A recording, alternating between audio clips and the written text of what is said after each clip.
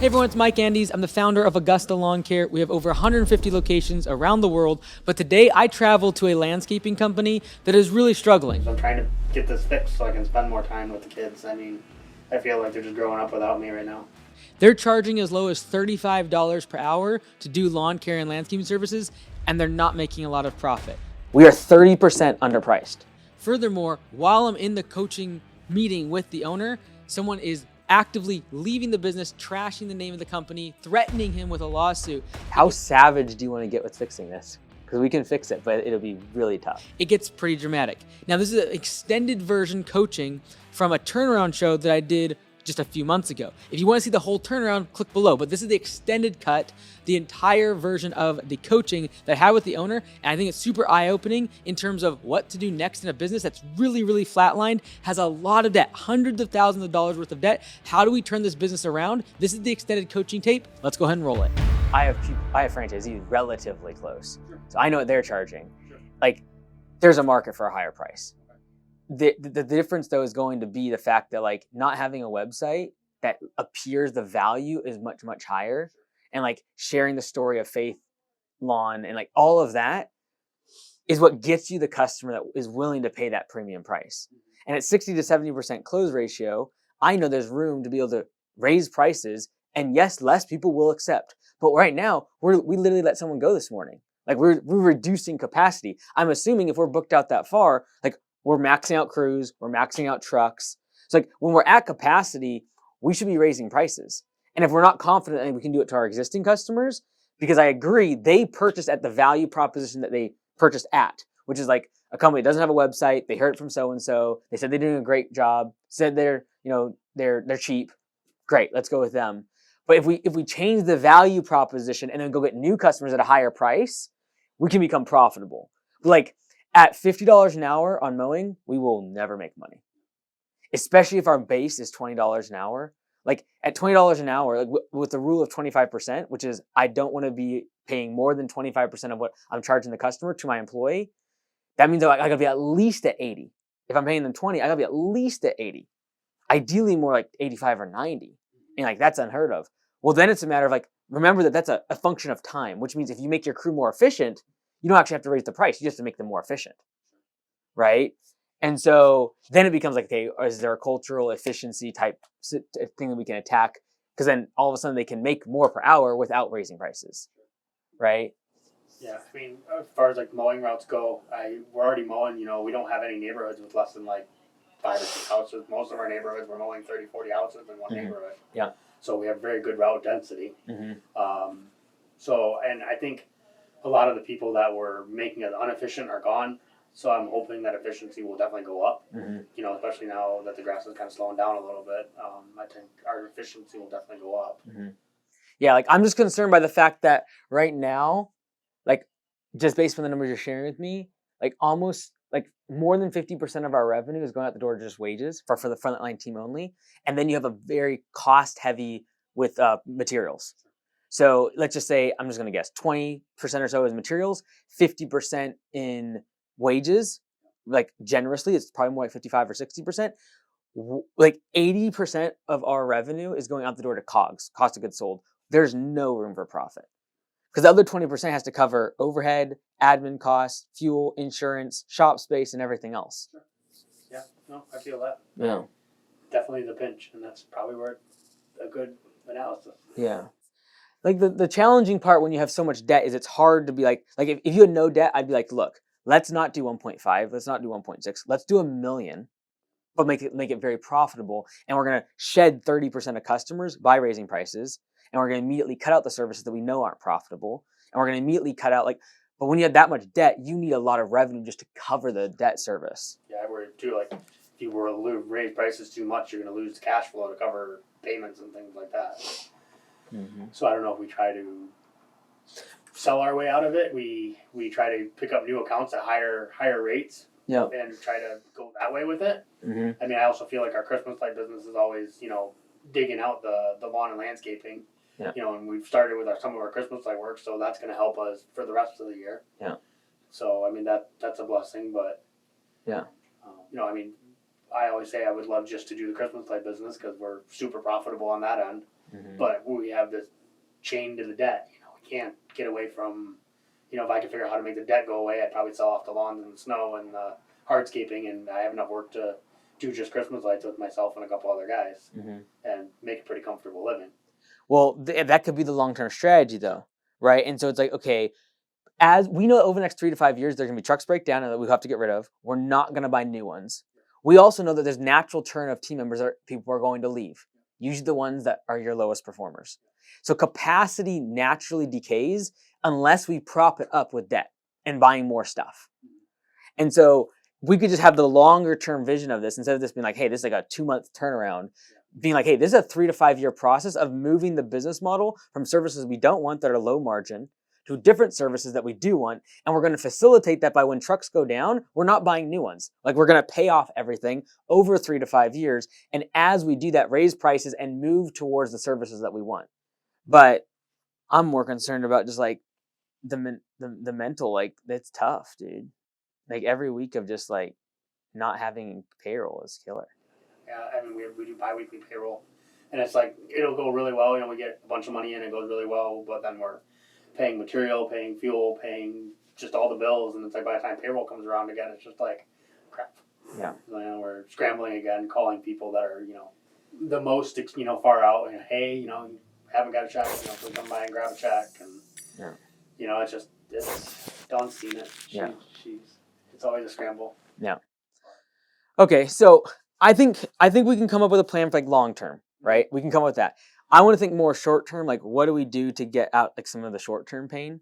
And it's like what are the easy wins? Number one, making sure that we are charging people if they're overdue. Like people will randomly start paying when they start seeing fees racking up. And if it can be done automatically through Yardbook, I don't know. But like setting it to where every month there's a fee, every 7 days there's a fee. You could do it manually too. That might be just a more difficult part of Yardbook. And so, but like some way of penalizing people that are late. Like that's like an easy thing we can just do tomorrow. Do you think like a 3% fee or something along those lines? I would do it based upon each like month or week that they're overdue.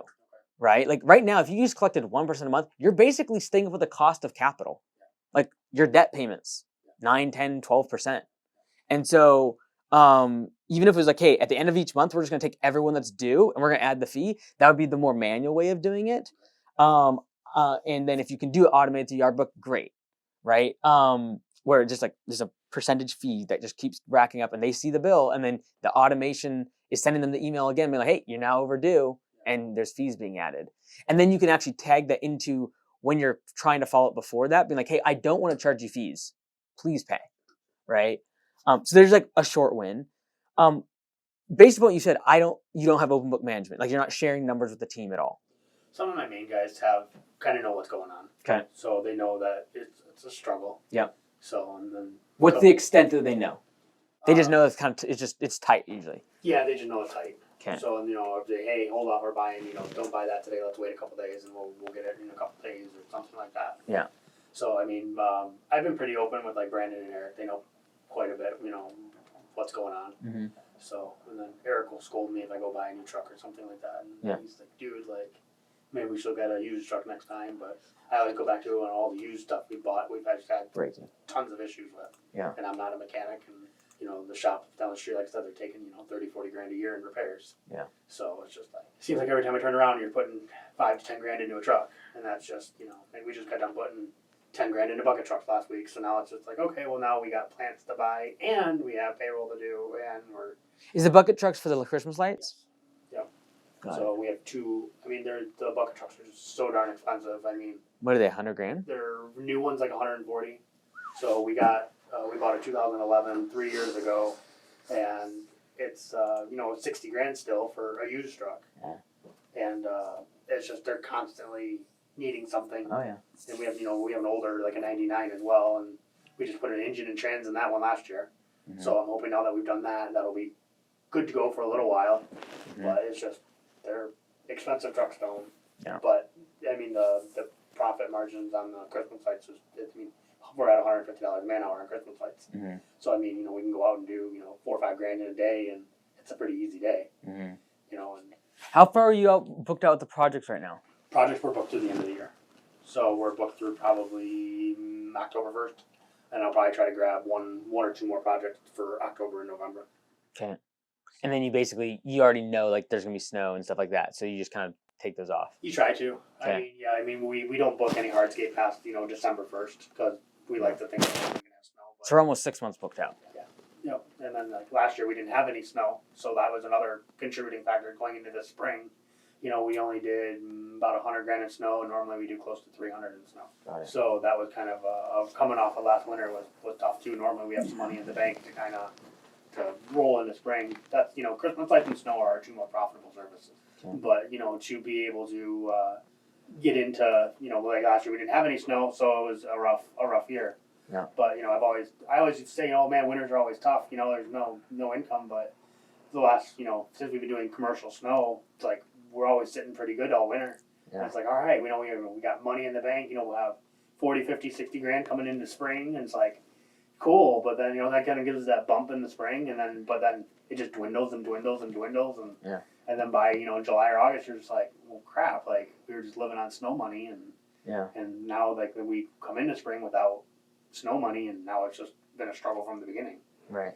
So I think Christmas lights and snow are definitely our most profitable. I think mowing sucks cash. Mm-hmm. I think hardscaping we do normally pretty well on hardscaping. Mm-hmm. I think this big project was eye opening, Mhm. and I'm happy we're right there at the end. If the mowing is so low in price and you're very confident you can't get a price that's going to work in terms of making profit, why not cut it out? You're 6 months booked out on projects. Cash flow. It's Yeah. kind of just nice to have that recurring cash. If it's losing us money. I just worry if the economy tanks or anything happens, the project work can dry up. Right. Same thing with Christmas lights. Like our municipality work will stay, but like all our residential and stuff like that. Yeah, we'll stay busy, but we're losing money on it. Yeah. I guess I just worry if the economy, if stuff slows down and we lose the project. Oh, I'm 100% on board. Like we're seeing most places it's tough to get I projects. try to stay diversified. Right. No, I get it. Have the cash flow and have something there to kind of fall back on. You got to make it profitable. Like we will never make money at $40, $50 an hour. I mean, I think we pretty much break even on mowing. I'm going to guess we lose 20%. You think? Oh yeah. It's being hidden by the fact that the landscaping and the Christmas lights is paying for the trucks. It's propping everything up. But if you actually took just the mowing, it's just like it's losing money. And sometimes when you take each service of the business and actually broke it down, like, okay, if it was its own business and had to support the infrastructure that we have, would it be able to pay for it? Like these are different businesses. Christmas lights, very different than like mowing grass. Sure. Very different than installing paver patios in a $500,000 project, right? And so I don't know how you're like actually managing it all. Because like that's a huge business, and the fact that you just got an admin person. I work a lot. Oh, you don't even have to tell me that. I know you work 7 days a week, and before Dawn came along, I don't know what you were doing. Not a lot of time with kids. Yeah. That's the other thing is I'm trying to get this fixed so I can spend more time with the kids. I mean, I feel like they're just growing up without me right now. Yeah. I mean, I got 4 kids under 9. Yeah. And the whole point of getting into business is to provide for them and try to spend more time with them. Yeah. So. Okay. So right now it's $25,000 a month essentially that we are paying in loan payments. $9,000 of that's going away in about 4 to 5 months. And okay. And then we'll be down to about $400,000 to $450,000. We'll be paying about $16,000 a month in payments then. Okay. I think that'll be definitely give us some room to breathe. Mm-hmm. It's not going to fix all the problems, but it's definitely going to be big. Mm-hmm. How savage do you want to get with fixing this? Because we can fix it, but it'll be really tough. Hey, this is what I want to do. I mean, I don't see myself doing anything else. I mean, Yeah. I'm not going to give this up and go work back to sales or anything like that. So Yeah. I don't really have a choice. I got to make it work. Yeah. So from a project perspective, when you're 6 weeks booked out, or 6 months booked out, we've got to have a ramp of what we're charging the customer that gets more and more. Because if you're booked out, like for us, if we were booked out more than 6 weeks, prices are going up, right? And then if you hit like 10 weeks, we're going up again. Because we're getting so far booked out, we're starting to lose jobs, not because of price, because we're 6 months booked out. Yeah. I think a lot of it too is just we only have one hardscape crew, too. And, that's just how long the projects are going to take. Right, but this is to my point. If we could just raise prices of mowing, lose half of our customers, but make that division profitable, and then take all the excess labor that would be otherwise going and doing unprofitable jobs and move that towards the projects where we know we're making money. I just don't think our mowing guys are going to want to do hardscape. Like if say we lost a crew full of work, I just thought if we got rid of the subcontracting lawns, took that crew, moved them onto hardscape, that gives you 2 extra people over on hardscape, and that would probably help speed things up a little bit. Yep. Because we're running a 3-man hardscape crew right now. If we made it a 5-man hardscape crew, Or split it, and I don't know if I have 2 competent enough people to run 2 hardscape crews. Or what you could do is do like where there's smaller projects that don't require the skill. So for example, a mulch, a rock install, a quick edging. Don't have a lot of that. No, really have. So it's big stuff. The stuff we're doing is more in depth, more complicated kind of stuff. I mean, potentially. I mean, I guess I see some options. Yeah. Because you could even, what was the gentleman's name you said for there's Juan. Juan? Yeah. You could say, hey, you're going to be the actual division manager. You're going to have 2 crews, and you're going to have to bounce between projects. But now you double your efficiency because you have 2 crews going out. And now we're making $85 an hour. Look, we're literally doubling our man-hour rate. Yeah.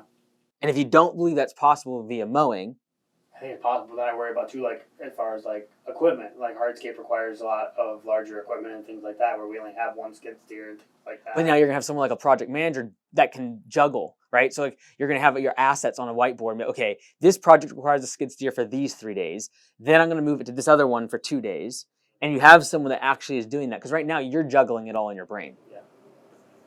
I just like it's like for example, the project right now, like they use the skid steer every day there. Right. Like it's not they use it Monday, Tuesday, Wednesday, and then Thursday, Friday it sits. It's every day. It's.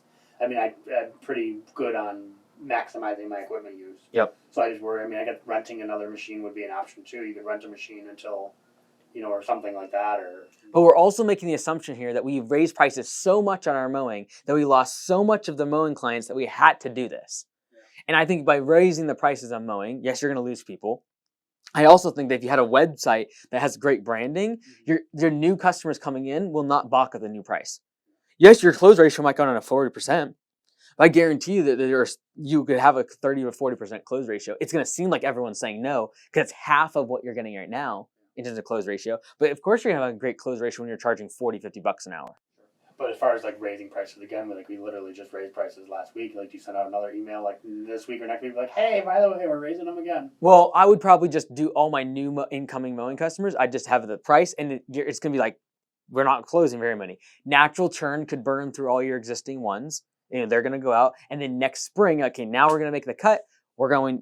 You have way more confidence when you're at capacity. When you're booked out 6 months, like the confidence you can have on raising prices is like way higher. You're booked out 6 months. Like on the mowing crew, like, do you have any capacity on that side? Like, or are they basically maxed They're out? pretty much maxed out. I mean, we could pick up maybe a dozen lawns and squeeze them in somewhere, but if they're like right on the route we're already doing, or maybe one bigger complex or something like that. But I mean, they're finishing up at like 4:30, 5 o'clock every day, and they do about a half a day on Friday. So.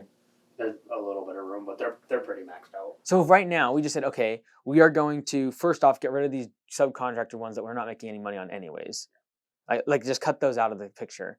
And then all incoming new customers for mowing is at the higher rates. So we actually know we're making money on them. Other people are going to churn out for our old customers. Next year, we'll take the customers who haven't left, and then we are going to do a hard price increase on them. And then just knowing that like on the project side, we're 6 months booked out. Like that means also there, like you could probably raise prices there. I know it's easy to fall into like comparing to other companies. I don't even look at that because like what's my close ratio for recurring work and how far am I booked out for projects is the determining factor of where my prices are at. If you're booked out 6 months, you have room to move your prices up. Yeah, because we went from $60 a man hour when we bid the big project to the next 2 projects we're at $85 a man hour. Mm-hmm. So and we still really didn't have a big issue closing those. Maybe we even go a little more on the next one. 60 to 70% close ratio tells me you can raise prices. And the 30 or 40% you're losing right now, they're going to say no even if you were half the price you are now. Like they're so price sensitive. As you start raising your prices, you actually are going to cut a little bit of your close ratio, but it's not linear. It's not like if I raise my prices 10%, I lose 10% close ratio. Like you're going to be able to get that 30, 40% of customers that are willing to pay a premium price for a premium service.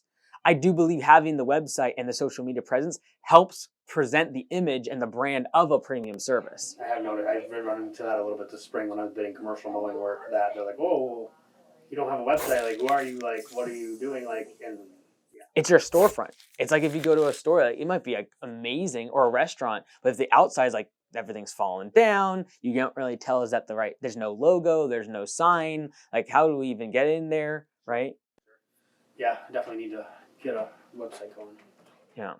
But hey, when you're juggling as much as you are right now, I know that's like the last thing on your mind. And then too, like coming up with the money to pay for a website, or extra money to pay for a website. It's just Right. we're so tight Right. as it is. Just getting the bills paid and getting the guys paid and getting our bases all covered. It's hard to come up with Yeah. a little extra money to get a website built. And Right. I mean, I guess we could probably even do just like something simple, like a single page landing page website, and just get something up there. Yeah. What is your brother building it? He's building one for the Christmas light business. Got it. And so what does that cost like to build? He charged me $4,000 for the whole website. Okay. So. And then one lawn care land. Can you do one for the lawn care landscaping side? Probably. Okay. Yeah. Because like, you know, even if we had to do one for your lawn care web design, like it's a subscription. Yeah. It's $500 a month. But even if you could do it for a year, and then while he's building it, I just don't want him to take 5 months to build one for you. Yeah, I'd say you can even go 2-3 months on the current one. That's my concern. It was supposed to be done by now, so it's up and running for Christmas light season, and we're still. Yeah. Who knows how far out? Yeah. Because what I want to happen when we get the website is you get so many leads coming in, your confidence will go through the roof on raising prices. Because like if you like right now, you're getting how many leads a month? Do you think? Do you have any estimates per week, month ish? Probably 3, 4 a week, I would say. 3 or 4 estimates. See, like when that goes to 15 or 20, and like at this size business, you'll get 15 to 20 a week. Your confidence will go through the roof on raising prices. Yeah, I think that's probably something we need to. We don't get a lot of new leads or new. Yeah, no, the fact that you only get that many leads per week on this size of a business with that many mowing customers is crazy. It's just there's huge opportunity. Like the reason you don't think you can raise prices is because you don't have lead flow. Yeah, and I guess part of the reason too, I was scared to get more lead flows because I didn't think we had the capacity to take on the work if we got it. And if you don't have capacity, we should be raising prices. Like when you hit capacity, you either take the decision to buy more trucks and equipment, which you've been doing in the past, and grow the business, or you hit capacity and you raise prices to kind of calm the demand that's pouring in. And I don't want to like build a website that just like dumps leads on you and you're like, oh my word, we have to raise prices. The only way to keep people away from us is to raise prices. That's kind of what I'd like to do is have I mean, I'm just thinking about that, like having the lead flow coming in would be sweet. I mean, if we were getting 15, 20 leads a week, I mean, then you could go out there with the higher prices, and like you said, it might be a slower close ratio. Yeah. But you know what? At least you're. Oh, you don't mind because if you 5x your lead flow, and you cut in half how many you close, and you go from 60% to 30% close ratio, you're still growing the business, and now you're doing it profitably. Yep. I like that. And you start letting the lower stuff go. Yep. Oh, you would be like next season, you'd be like, get rid of all these mowing customers that are low price. I got 5 a week coming in that are accepting. Yeah. I mean, if you grow the maintenance side or the landscape maintenance and the hardscape at the higher rate, and then like you said, just let the mowing just expire eventually. Oh yeah. Or you raise price on all of them because you literally are getting so many lawns every day. You're like, oh, I raised them 2 months ago. We're raising them again because we literally can't keep taking these customers without buying more trucks and equipment. Yeah, and I'm at the point now where like I'm pretty happy with like the 3 mowing crews. I'd like to go eventually be at 2 landscape maintenance crews and a hardscape crew, and then that's kind of the size I want to be at. Right around the 2.5 million mark. But okay, so we've established a few things. One, collection side, we got to get fees being charged to people, and like you don't even have to tell them like, oh, we're now adding fees. It's just like on the first invoice overdue emails like, FYI, 2 days you're going to be charged X amount. It's going to keep racking up. Right, and then create some sort of system if it's not automated around getting those fees added to overdue invoices. Second thing, we got to get a website because I don't believe you're going to raise prices until you're getting flooded with leads, and you're like, oh, like I am confident that if I lose 20 or 30% of my customers, I will refill them in 6 weeks. Like right now at Augusta, we are all raising prices so dramatically, and it is crazy how few people leave. And then if you do the math on, okay, people leaving, but I got all this lead flow, I'm going to fill it back up within 4 to 6 weeks. Yep. That's what I'm worried about right now, is just not having the lead flow to fill it back up. Right. And so if we can do that, fix the lead flow, now it's like, well, that's great, but both of those are long-term fixes, like 3 to 6, even 8, 9 months in terms of the actually raising the prices on the existing mowing customers and cutting the subcontracting, etc. How do we in the short term? Like it's things that are going to be talking with the team. Like, we got to share the numbers with them. And as much as like the frontline team members or the kind of foremen kind of know what's going on, they still see you buying brand new trucks. And they see that and they will assume you are making a bunch of money.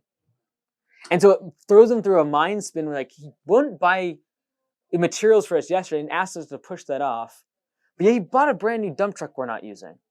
And he bought a new hurricane blower system and equipment for the snow blowing.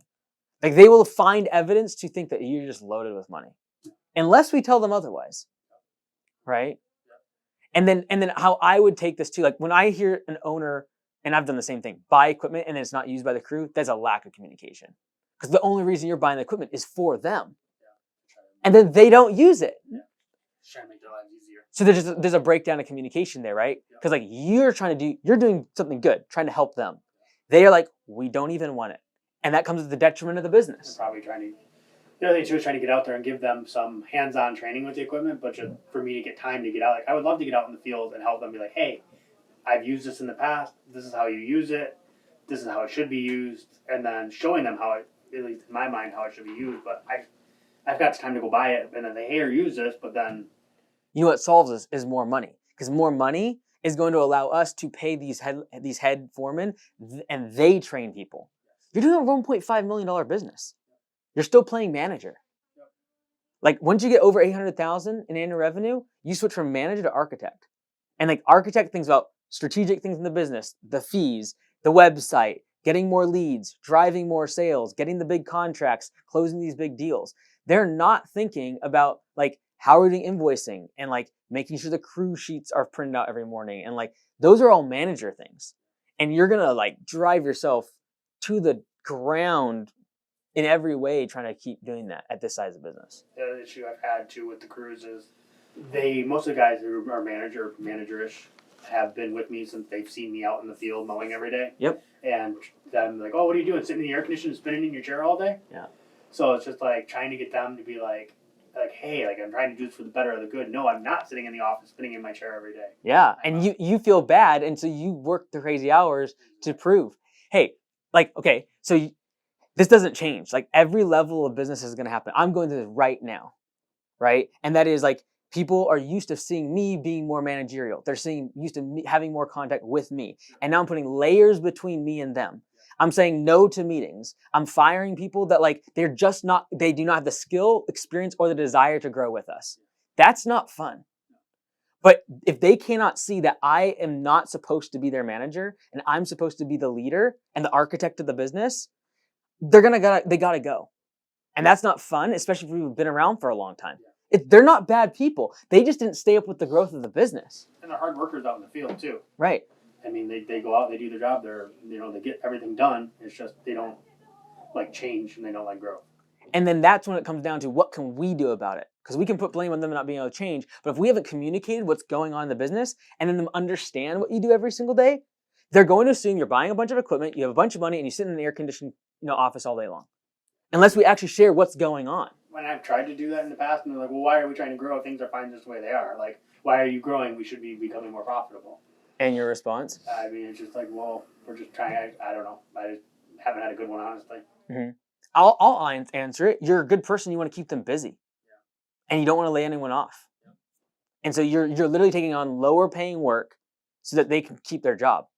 That's the real truth of it. It is. And so until you actually have those open conversations with them, like, because alternatively, okay, guys, if we do that, which I agree with, if we do that, raise prices and become more profitable, we don't buy the equipment, we don't extend capacity, someone's got to go because we don't have enough work for everyone. And then it's like, oh, he's literally doing this all for us. Like, the reason you're not raising prices is because you're afraid of not being able to have the crews working. Yeah, pretty much.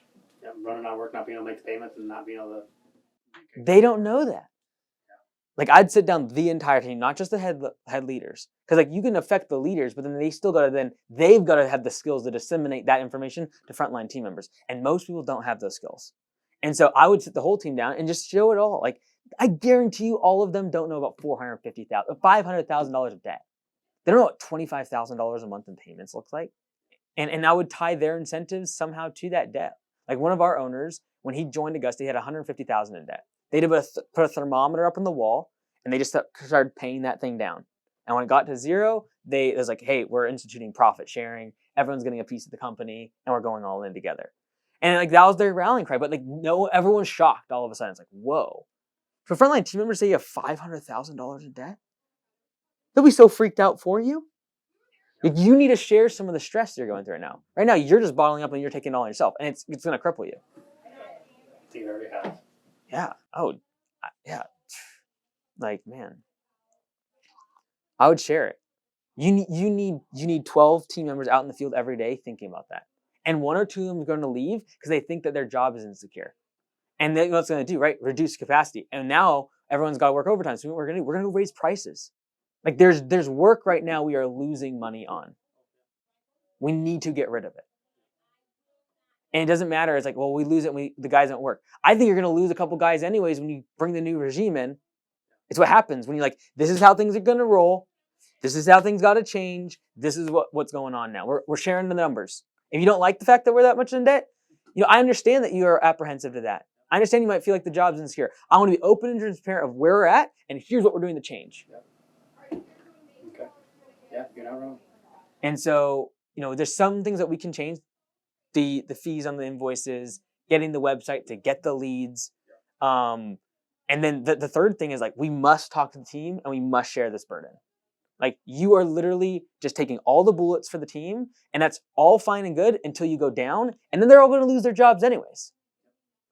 And so they just see a $1.5 million business, a big shop, a bunch of trucks, a bunch of equipment at the other shop, and they just think you're killing it. So yeah, they're going to be, slacking off here and there.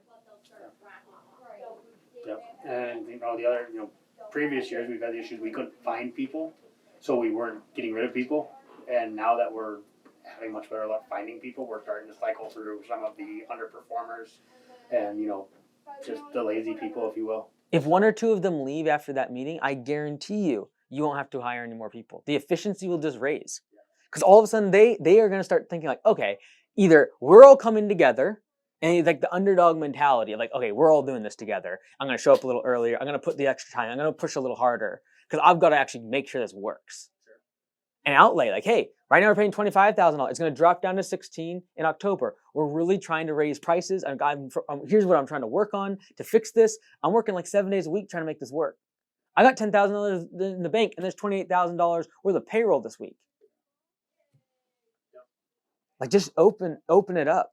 I know it's freaky. I know it's like humiliating too. Like I've cried in front of my team. It stinks. And like, but that might be what is needed for them to realize just how hard it is. Because I know you're crying by yourself. So like, let them see what you're going through. You gotta share some of that. At $1.5 million in business, the fact that you just got an admin 2 months ago, like you are juggling way too many things. And the reason you're doing it is because you're running a really, really low price, low margin services. And the only way to make it work is for you to do a bunch of stuff in the business. We are 30% underpriced. If you add 30% to your revenue, we now have a profitable business. And then you can afford things like, okay, I'm going to get someone else to do the estimates, or I'm going to get someone else to do the operations, so you can spend time training the team. Like it all trickles down from pricing. Like there is just no way in the world that if you get enough lead flow from your site that you shouldn't be raising prices dramatically. I think that's where we need to start for the website, and get a website built and get some leads coming in. Mm-hmm. And then anything new that comes in, it's going to be the higher rate. Anything new needs to be very high. Like I would really push on the mowing it. You can get up to 80. I know it seems crazy. But right now we're at capacity. So we like getting more jobs is putting our guys into overtime. Do you think like 80 across the board, or do you think like landscaping could be even 90, 95? I would do 90 or 95 for your projects. The fact that you're 6 months booked out, we can change it if we all of a sudden are only a month booked out. Yeah, we do high quality work still. Yeah. We could probably support You got people we were paying $30 an hour. For the rule of fit 25%, I'd need that at 120. So I would really encourage price increases on the project. You got leads coming in, you'll close the work. It's like we have 4 months to start filling next spring at a higher rate. Make it profitable work. Yeah, we just need to get the leads. I think it all kind of boils down to getting the leads to start flowing back in again. Well, then let's get the site as soon as possible, right? Like whatever we need to do to get that done. But I also believe that you're already at capacity, and raising prices is something that we can do like right away on some things. Yeah. And like some work that you know is unprofitable should just be cut. Like we'll never make money at $50 an hour. Never. We are losing money on every job that's $50 an hour. What do you think would be proper as far as giving the subcontractor notice? Give them 2 weeks, say, hey, or you got us. Yeah, it's either that or we go out of business and they don't have a subcontractor anyway. It's no reason to say, hey, this is our last week, sorry. Or do you give them a couple weeks, say, hey, we'll give you a 2 week notice? I would probably do 2 weeks. Sound like he's a friend. Be like, hey, I need to do this right away, and give him enough information. Be like, I have a lot of debt. We aren't making, and we're not making any money on these jobs. I'm gonna have to let you go. And I understand that you might not be able to do the price increase, and I don't want to even ask because he might be like, you know what?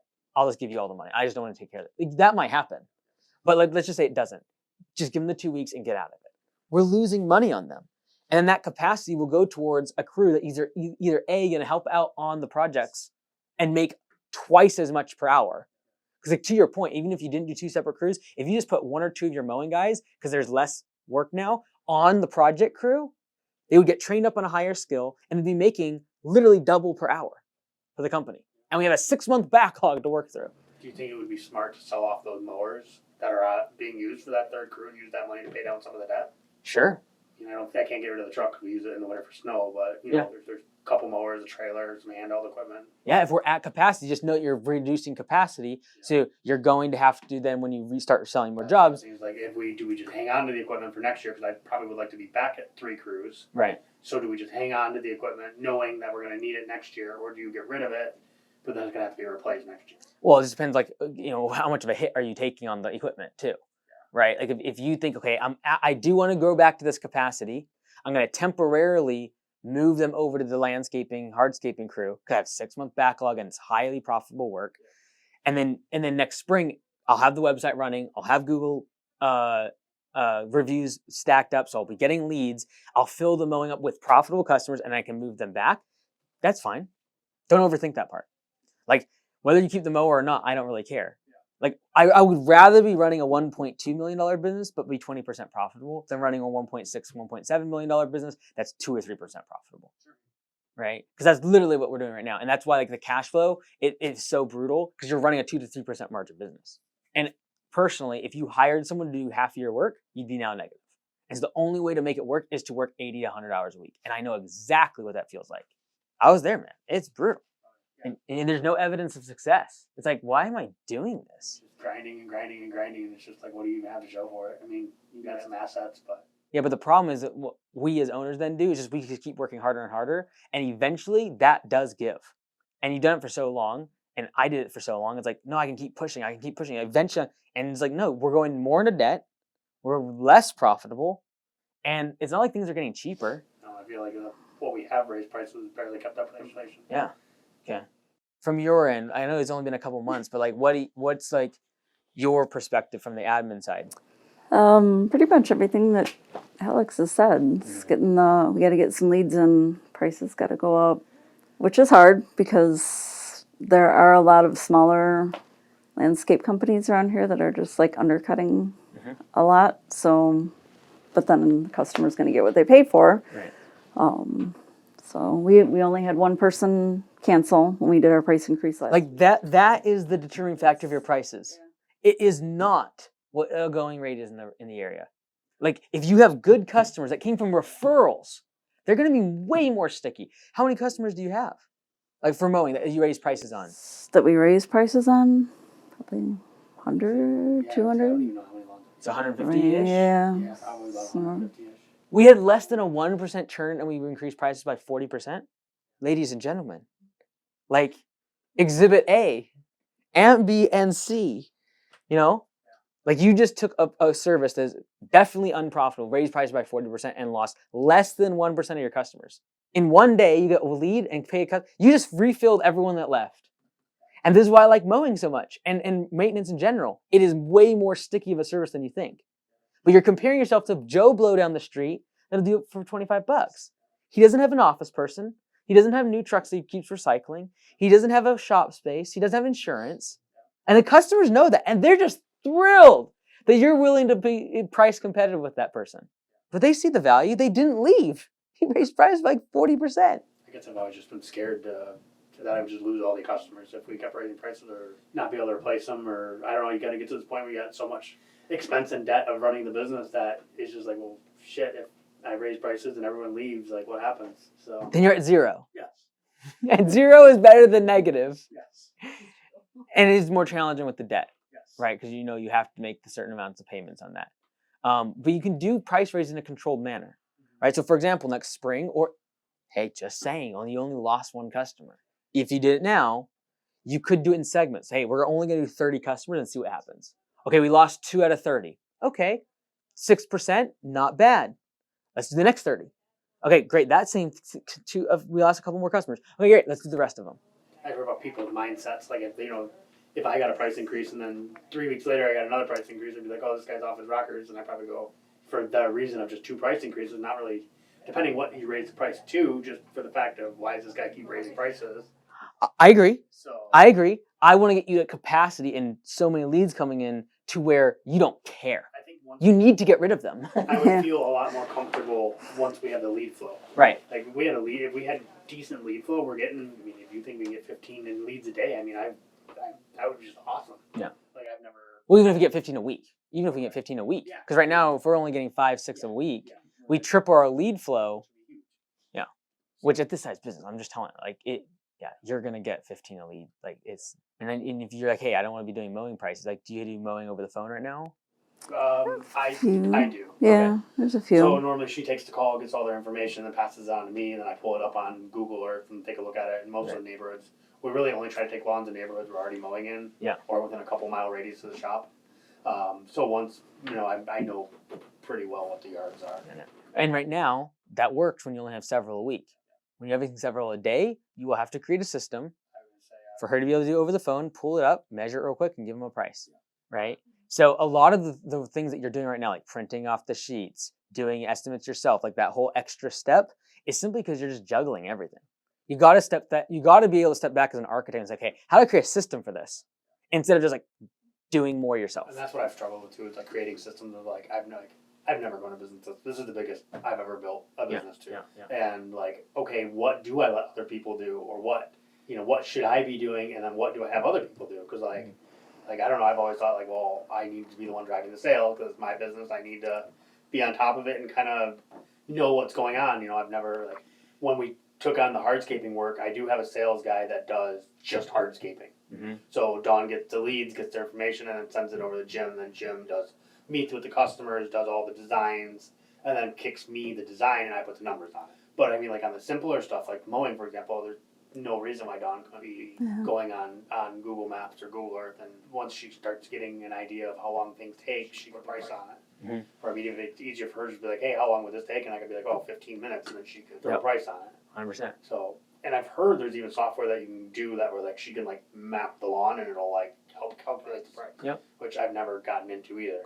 Doesn't matter. Like you literally just have an Excel spreadsheet of like square footage ranges, and you go on Google Earth and you quickly measure it. Oh, it's between 4,000 and 8,000. Okay, great. This price, right? Like just keep it simple, right? Like, and eventually, like the reason you haven't done what I'm about to say is because of the financial pressure. But eventually, what as an architect you do is you list out everything you're doing in a day, from like opening up the gate to closing up at night, and you just start listing off who's going to do it instead of you. Like who's going to do the estimates for mowing instead of you? Her.